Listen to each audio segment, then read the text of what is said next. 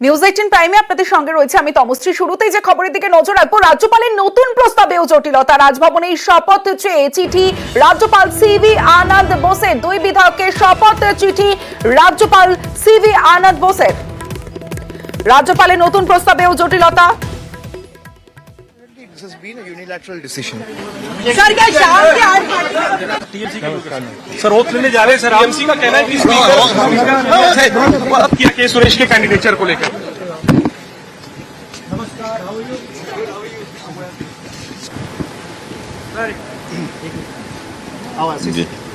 Sir आज प्रधानमंत्री से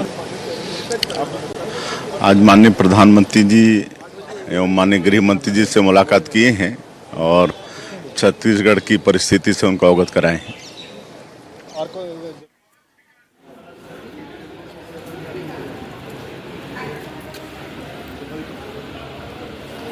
স্পিকার পদ নিয়ে বেনজির সংঘাত যেটা আমরা দেখছি লোকসভার ইতিহাসে এই প্রথম অধ্যক্ষ পদে ভোটাভুটি। এনডিএর প্রার্থী ওম বিড়লা, অন্যদিকে বিরোধীদের পছন্দ কংগ্রেসের কে সুরেশ। আগামীকাল নির্বাচন, আর সেই নিয়ে ইতিমধ্যে আমরা যে ছবি দেখতে পাচ্ছি যে ইন্ডিয়া জোটের যারা রয়েছেন এবং বাংলার সাংসদরা তারাও রয়েছেন। ঠিক আপডেট দেবে এই মুহূর্তের মৈত্রেয়ী ভট্টাচার্য রয়েছে আমার সঙ্গে। মৈত্রেয়ী, তোমার প্রশ্নটা যেন একবার একটুখানি রিপিট করো প্লিজ। বলছি এই মুহূর্তে আমরা দেখলাম অভিষেক বন্দ্যোপাধ্যায়, রাহুল গান্ধী তারা সবাই ঢুকলেন।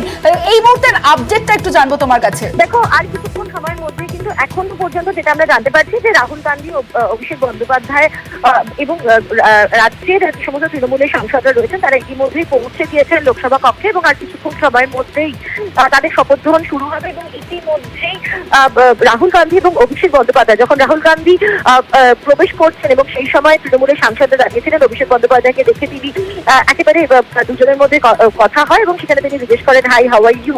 এবং তারপরেই দেখা যায় লোকসভা কক্ষের ভিতরে রাহুল গান্ধী এবং অভিষেক বন্দ্যোপাধ্যায় পাশাপাশি বসেছেন এবং তাদের মধ্যে কথোপকথন হচ্ছে। সেই ছবিও কিন্তু লোকসভা টিভির মাধ্যমে এই মুহূর্তে আমরা দেখতে পাচ্ছি। এবং আর যেটা মনে করা হচ্ছে যে আর অল্প কিছু সময়ের মধ্যেই যারা বাংলার যারা সাংসদরা রয়েছেন তাদের শপথ গ্রহণ প্রক্রিয়া শুরু হবে এবং সেই শপথ গ্রহণ প্রক্রিয়া শেষের পর এবং একই সঙ্গে কিন্তু খুব গুরুত্বপূর্ণ যে রাহুল গান্ধীর সঙ্গে অভিষেক বন্দ্যোপাধ্যায় কি কথোপকথন হয়।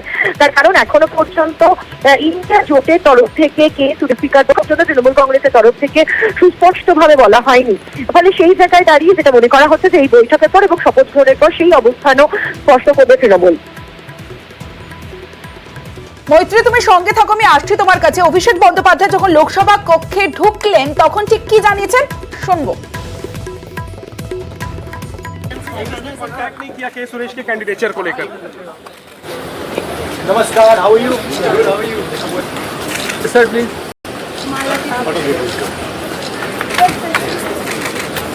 স্পিকার পদ নিয়ে বেনজির সংঘাত লোকসভার ইতিহাসে এই প্রথম অধ্যক্ষ পদে ভোটাভুটি। এনডিএর প্রার্থী ওম বিড়লা, বিরোধীদের পছন্দ কংগ্রেসের কে সুরেশ। এই মুহূর্তে মৈত্রী রয়েছে আমার সঙ্গে। মৈত্রী, একদিকে ওম বিড়লা, অন্যদিকে বিরোধীদের পছন্দ কংগ্রেসের কে সুরেশ, আর এই প্রথম অধ্যক্ষ পদে ভোটাভুটি, এই বিষয়ে তোমার থেকে একটু আপডেট নেব।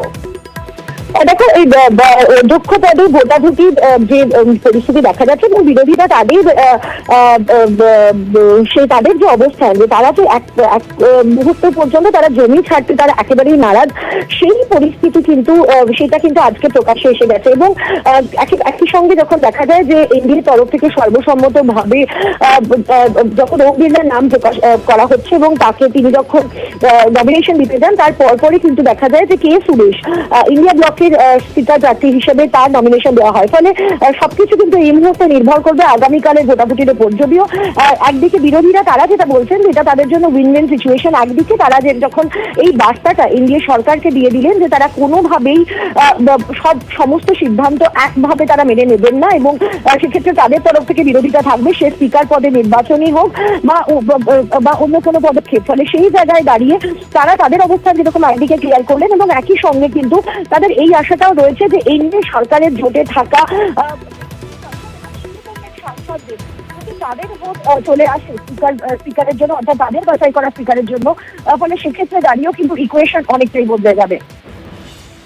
দেশ মৈত্রী। অর্থাৎ সুরেশ নিয়ে যে সিদ্ধান্ত তা একটু পরেই স্পষ্ট হবে। স্পিকার পদ নিয়ে বেনজির সংঘাত, লোকসভার ইতিহাসে এই প্রথম অধ্যক্ষ পদে ভোটাভুটি এনডিএর প্রার্থী ওম বিড়লা। অন্যদিকে বিরোধীদের পছন্দ কংগ্রেসের কে সুরেশ। ইতিমধ্যেই লোকসভা কক্ষে পৌঁছে গিয়েছে বাংলার সাংসদরা। অন্যদিকে রাহুল গান্ধী তিনিও পৌঁছে গিয়েছেন। তবে যেমনটা আমাদের প্রতিনিধি মৈত্রী বলছিল যে কথা হয় রাহুল গান্ধীর সঙ্গে অভিষেক বন্দ্যোপাধ্যায় এবং অভিষেক বন্দ্যোপাধ্যায়ের সঙ্গে কথা, এবং তারা পাশাপাশি বসেছেন এমনটাও আমরা জানতে পারছি।